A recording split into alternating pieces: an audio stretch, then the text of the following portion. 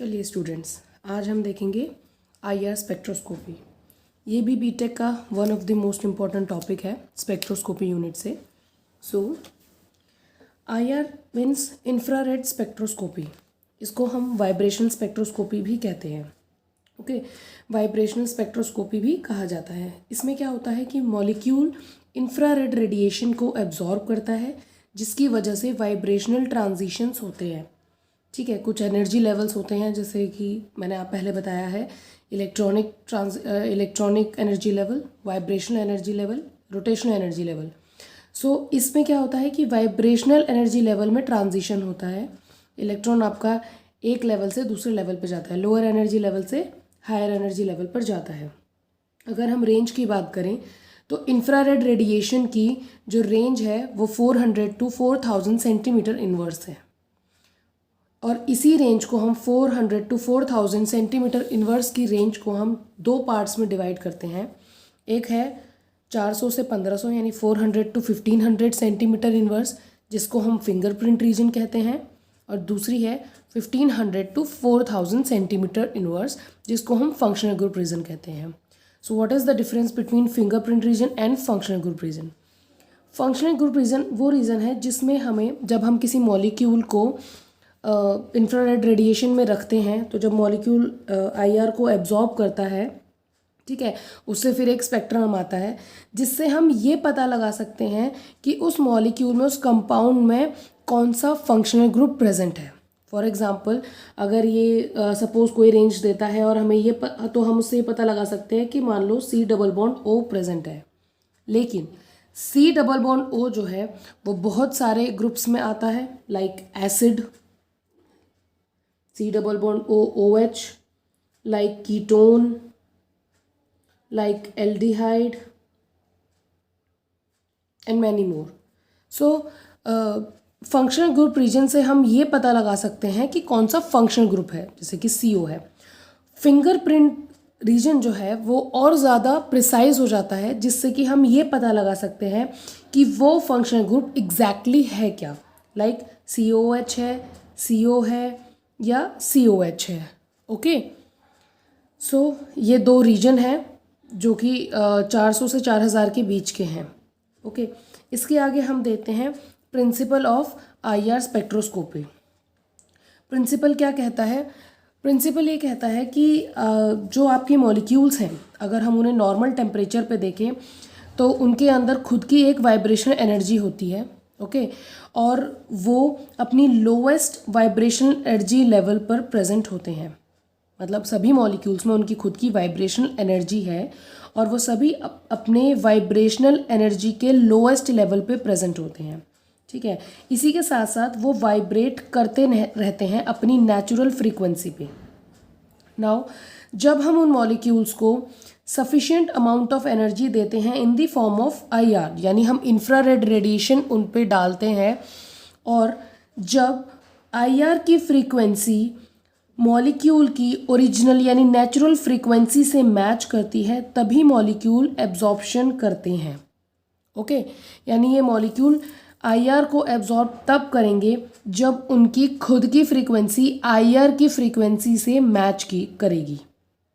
ठीक है, किसी भी मॉलिक्यूल को, मतलब कोई भी मॉलिक्यूल आईआर रेडिएशन को एब्जॉर्ब तब करेगा जब वो ये दो क्राइटेरिया फुलफिल करेगा। दो क्राइटेरिया क्या हैं? पहली बात ये होती है कि कोई भी मॉलिक्यूल जब उसके अंदर डाइपोल मूवमेंट होता है तभी वो आईआर को एब्जॉर्ब करेगा, और एब्जॉर्ब करने के बाद डाइपोल मूवमेंट में चेंज शो करता है।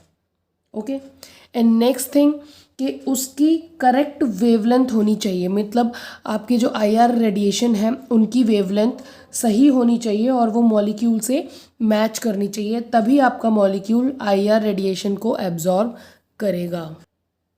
तो जब मॉलिक्यूल आईआर रेडिएशन को एब्जॉर्ब कर लेगा, उसके बाद वो वाइब्रेशन शो करता है। ठीक है, वो अलग अलग तरह की वाइब्रेशंस शो करेगा और उन वाइब्रेशंस को हम कहेंगे मॉलिक्यूलर वाइब्रेशंस।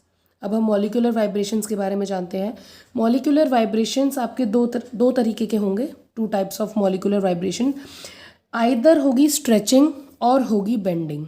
स्ट्रेचिंग का मतलब है जो आपके मॉलिक्यूल है उसकी बॉन्ड लेंथ में चेंज आएगा, उसको हम स्ट्रेचिंग कहेंगे, ठीक है।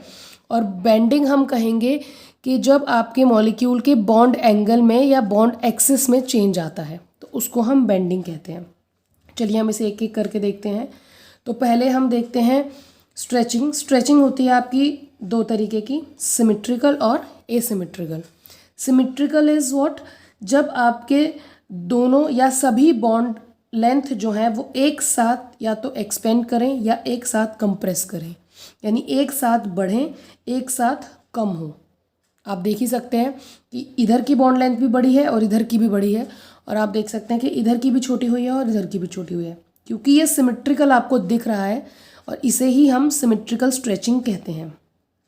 अब अगर हम बात करें एसिमेट्रिकल स्ट्रेचिंग की, तो एसिमेट्रिकल स्ट्रेचिंग में एक बॉन्ड लेंथ बढ़ती है और एक बॉन्ड लेंथ घटती है, यानी एक बॉन्ड लेंथ एक्सपेंड करती है और एक बॉन्ड लेंथ कंप्रेस करती है, तो इसको हम एसिमेट्रिकल स्ट्रेचिंग कहते हैं।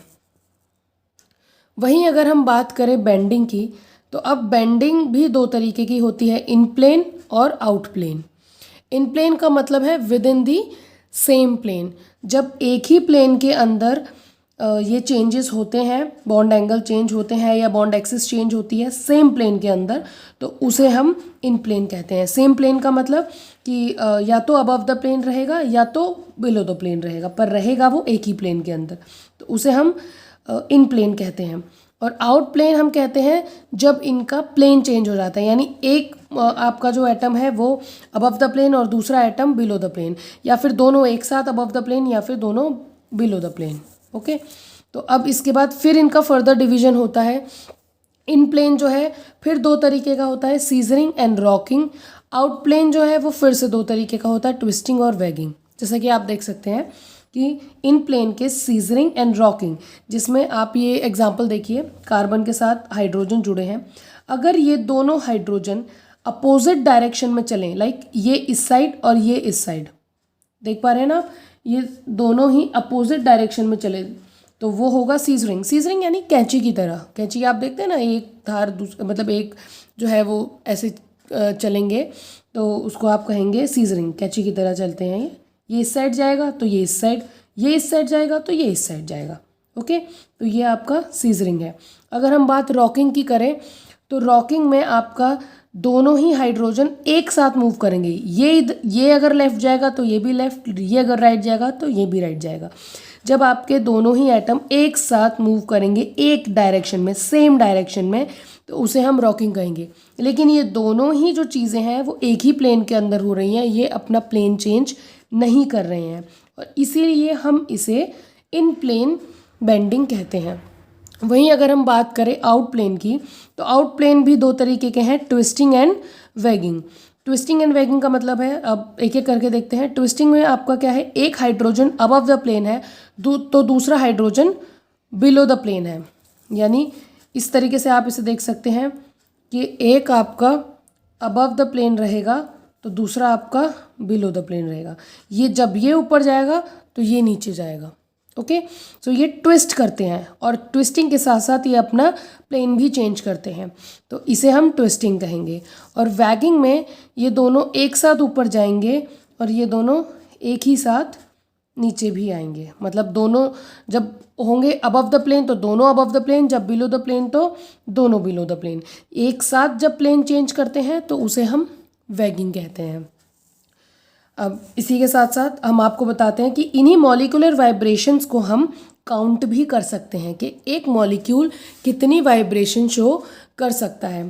फॉर एग्जांपल, अगर आपका मॉलिक्यूल लीनियर है, लीनियर यानी 3 एटम वाला मॉलिक्यूल हमेशा लीनियर होगा। लीनियर माने सेम लाइन में। ओके, जब आपका मॉलिक्यूल लीनियर है तो उसमें आप फॉर्मूला लगा सकते हैं 3n-5, जिसमें n जो है नंबर ऑफ एटम्स है। फॉर एग्ज़ाम्पल, अगर आप एग्ज़ाम्पल देखें कि जैसे CO2 है, तो इसमें आप फॉर्मूला लगाएंगे 3n-5।